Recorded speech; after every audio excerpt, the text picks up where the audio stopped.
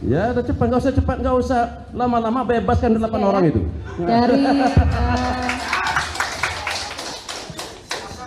jadi kita lakukan pemeriksaan hari ini dengan konsekuensi kita batasi untuk pertanyaannya, ya. Dari kuasa pemohon 3 pertanyaan, dari termohon juga 3 pertanyaan. Ya, silahkan dari kuasa pemohon. Baik, yang kami hormati Bang Marwan, terima kasih. Dari kemarin sudah menunggu dan baru kebagian hari ini. Tapi dulu beliau ini adalah mantan TNI, Mantan auditor militer. auditor militer. Ya. Kami menyaksikan persidangan Peggy Setiawan di Bandung, dan Anda berhasil memperjuangkan dan peradilan dikabulkan, kemudian bebas. Untuk mempersingkat waktu, saudara saksi adalah seorang pengacara yang profesional.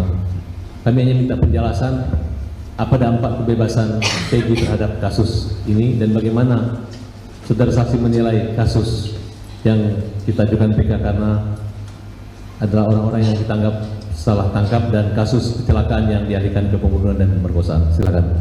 Saya nggak banyak lebar bicara. Kebetulan saya background tentara tuh nggak banyak bicara. Yang penting-penting jelas saja. Dari kasusnya Peggy Setiawan, yang klien kami yang salah tangkap, dari putusan pengadilan dari awal, kebetulan saya mantan auditor militer, saya lihat perkara ini perkara yang tidak profesional sekali. Sebaiknya dari 7 orang yang terpidana yang itu dibebaskan semuanya.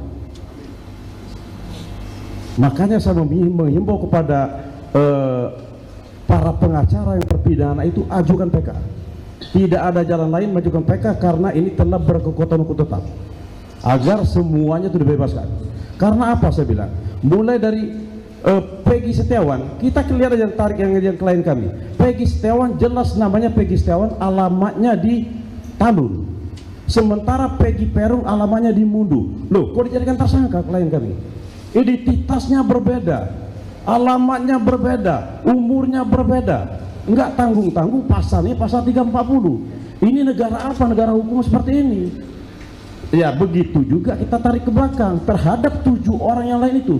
Saya ngelihat 7 orang itu awalnya kematian, saya ikut prihatin terhadap keluarga korban itu, keluarganya Eki, keluarganya Penny. Saya ikut prihatin atas meninggalnya kedua korban itu. Akan tetapi walaupun ada korban jiwa, tidak boleh sewenang-wenang menangkap orang, mencari orang, harus profesional. Saya lihat di dalam perkara ini cara penangkapannya, karena saya mantan auditor militer, kami nggak seperti itu loh, menangkap orang, menghukum orang. Ini saya lihat, kalau memang profesional penyidiknya saat itu, katanya korban itu kan dinaikkan di atas motor, diapit, ada nggak darahnya di baju para pelaku ini? Dan pelaku ini yang ke-7 orang ini, ke-8 orang ini, saya lihat membaca putusan pengadilan. Dari putusan pengadilan itu mengatakan ada hanya yang memukul. Sementara kematian si Eki itu karena salah satunya adalah pukulan di rahang. Sementara pelaku 8 orang itu tidak ada yang melakukan pemukulan di rahang. Yang melakukan pemukulan rahang itu adalah si Dani, yang katanya sekarang fiktif. Loh, bagaimana perkara ini? Makanya saya berharap banget di dalam putusan PK ini ke-8 orang ini dibebaskan. Boleh tanya apa lagi? Ya bukan. Saya ya enggak, saya tantangin, mau dari pihak penasihat hukum, mau dari jaksa, saya tantangin. Saya juga mantan jaksa militer. Ya, dia dulu mantan TNI AD. Saya juga mantan TNI AD, sama-sama. TNI ya? TNI AD. Oke. Lanjut. Jadi dapat saudara katakan bahwa mereka ini terpidana digiring untuk mengaku, dan karena akibat penyiksaan dan intimidasi sehingga mereka terpaksa, orang-orang kecil ini yang merupakan kuli dan orang tidak memiliki motor, dituduh sebagai geng motor oleh Rudiana, seperti itu. Menurut pendapat saya, proses hukum dari awalnya sudah salah. Dari proses hukum salah, dan memponisnya juga salah. Makanya saya bilang, saya berharap kepada kuasa hukumnya lakukan PK itu. Bagaimana saya bilang? Saya sangat prihatin sekali. Saya sangat prihatin dalam perkara ini. Loh, saya bilang penyebab kematian itu jelas-jelas. Yang lucunya nih dua orang pelaku itu, si Andi dan si Dani itu perannya jelas loh. Saya membaca putusan. Dia memperkosa, dan awalnya pengejaran itu kalau menurut putusan pengadilan dari si Andi loh. Waktu itu minum di warungnya Ibu Nining. Tapi si Andi dikatakan fiktif. Perkara fiktif. Tetapi mau hukum orang benaran. Ini kasihan saya. Apa pertimbangan hakim di Pengadilan Negeri Bandung ketika membebaskan klien saudara pada perkara peradilan? Gimana? Pertimbangan hakim sehingga Peggy harus dibebaskan. Peggy dibebaskan? Peggy dibebaskan peradilan. Ya karena salah tangkap, salah satunya. Ya. Dari penetapan tersangka atau penyitaan lainnya? Digugurkan. Semuanya digugurkan.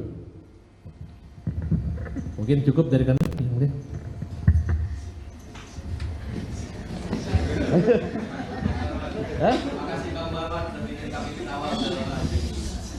Saya udah cukup lelah sekali masalahnya, menunggu 1 hari ini. Dari termohon silahkan.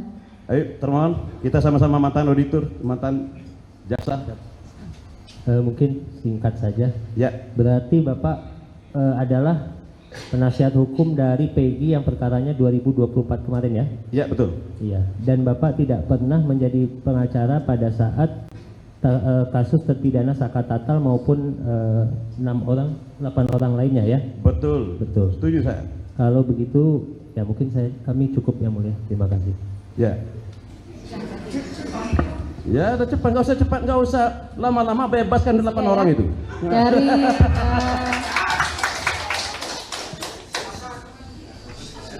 ini kayak orang nonton bola jadinya ya.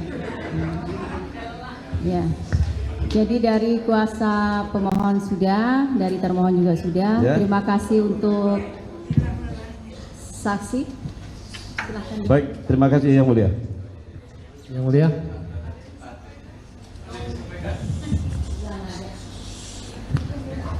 Pas, setengah 10 kurang 5 menit.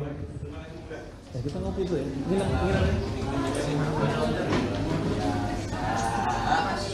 Download Tribun X sekarang, menghadirkan lokal menjadi Indonesia.